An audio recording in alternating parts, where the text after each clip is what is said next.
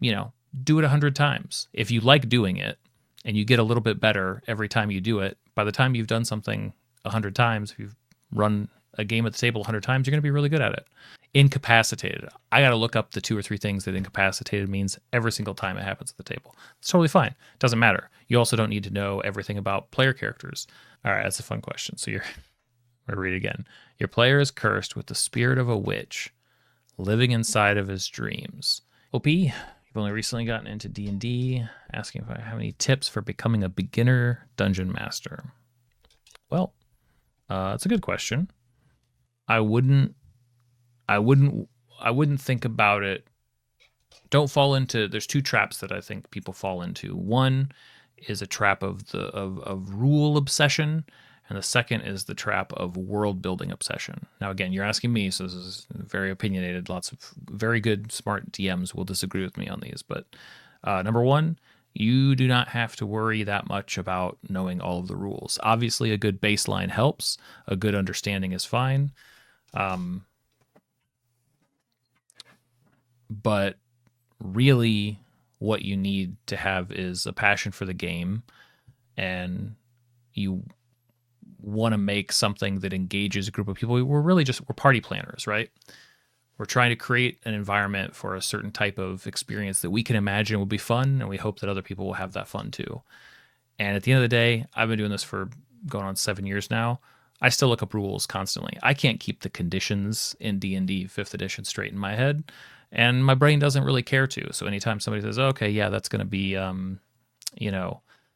they're incapacitated, I got to look up the 2 or 3 things that incapacitated means every single time it happens at the table. It's totally fine. It doesn't matter. You also don't need to know everything about player characters. Their spells are their spells. You can ask them to describe it. You can look it up when they cast it if you need to. For the most part, I would just trust your party when they tell you what to say. Okay, great. What do I need to roll? Roll it, move on.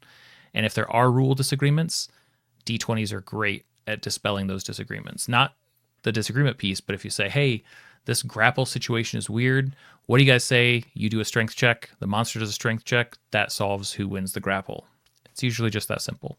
So don't worry about getting obsessed about the rules. The game is not the rules. The rules help, but the game is not about the rules. And the second thing is don't, again, this is my opinion, don't obsess over the world building. There are dungeon masters who will spend years preparing for a game. And I get it. I mean, that feels a little bit more like you're writing a book or creating a world, not really being a dungeon master. I think that rules and world aside, the only time you get to be a dungeon master is when you're actually at the table running the game. You have to get time at the table running the game. Do it 100 times. If you like doing it and you get a little bit better every time you do it, by the time you've done something 100 times, if you've run a game at the table 100 times, you're going to be really good at it. And if you don't make it to 100 times, then, you're probably not that passionate about it, probably not that into it. It's like, okay, well, at least you didn't spend years designing a world that you didn't end up getting to use. So I think like world building can be fun, but I think that it is a distinctly different thing than actually running the game and experiencing that with the players. You don't need to buy loads of stuff. You're probably going to want, like the player's handbook and the monster manual if you're running D&D. If you can only pick one, I guess, as a dungeon master, get the monster manual. But I think the player's guide is going to be helpful too. And you can run like theater of the mind, just imagine everything that goes on. You can draw on paper mats. You can use little tokens from games. You can run this really lo-fi to really sort of high res detailed experiences and everywhere in between. There's really no wrong way to do this. So you'll probably want some dice at some point. You can roll those digitally in a crunch, but it's fun to roll dice. It's probably worth picking some of those up. That's really pretty much it, I would say. Yeah, Kyle's right. You can always do more later, right? Nothing wrong with starting small. and then keep hanging out around here and in the Discord community because we love new DMs. I'm biased, but I think it's a pretty cool community. All right, that's a fun question. So I'm gonna read it again. Your player is cursed with the spirit of a witch living inside of his dreams. He's constantly trying to talk to her, but I don't know how to make that contact more interesting and not feel like a magic phone call. Well, a witch is like the worst thing that I think I could imagine you could have inhabiting your mind or connected to your mind in some way, because a witch is downright awful. So if we think about a witch, right? A witch is going to do, just in general, lots of things. It's going to be corrupting the natural order. It's going to be tricking people, giving itself weird, all the advantages, all the unfair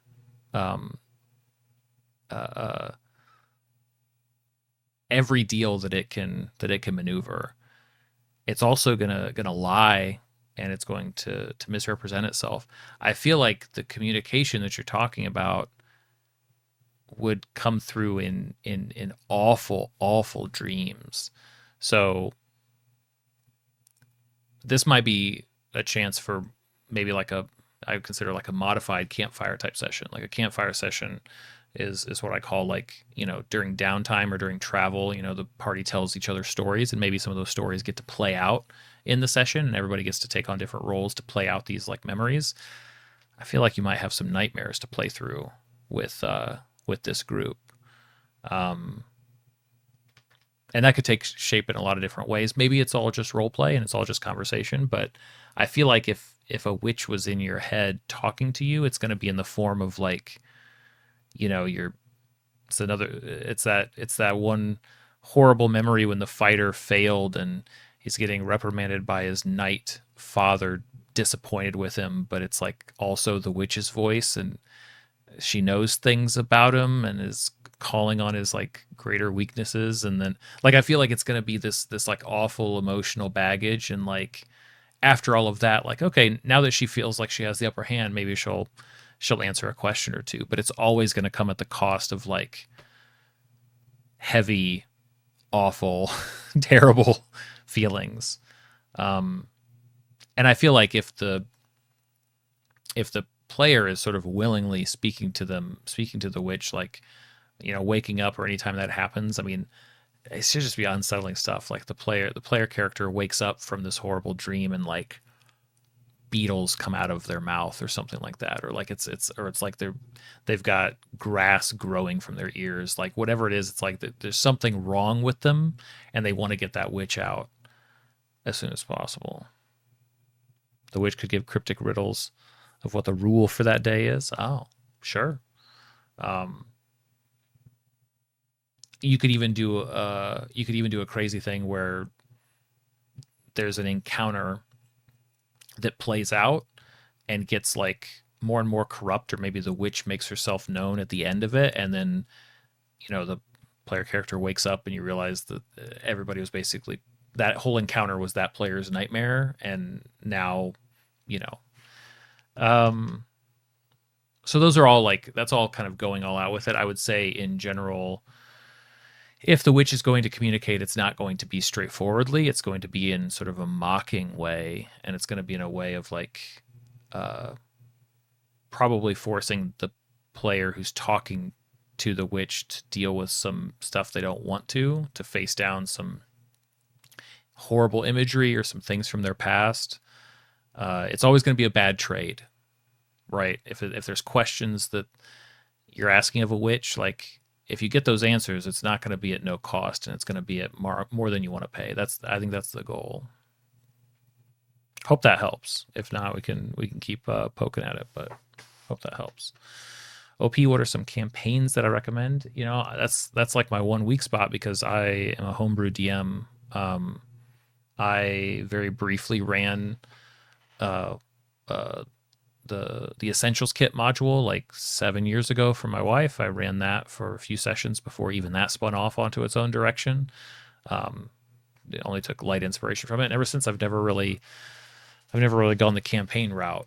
Sometimes I'll look at a module for inspiration or ideas, but for the most part, my games have been all custom all the way through. You know, I run 3 games right now every week. I spin up a brand new session for each one of them. Something I've never run before usually. And, you know, it's fun, but it was also to some extent out of necessity because I was brand new I was brand new to D&D, and my group had experience with D&D, and I was like, well, I can't run like the Forgotten Realms for these people because they know it better than I do. So I've got to create something new, and I'm really glad I did. It's been really fun, and it makes stuff like this a lot easier to do, or, you know, dreaming up and kind of piecing this stuff together becomes a little bit more natural.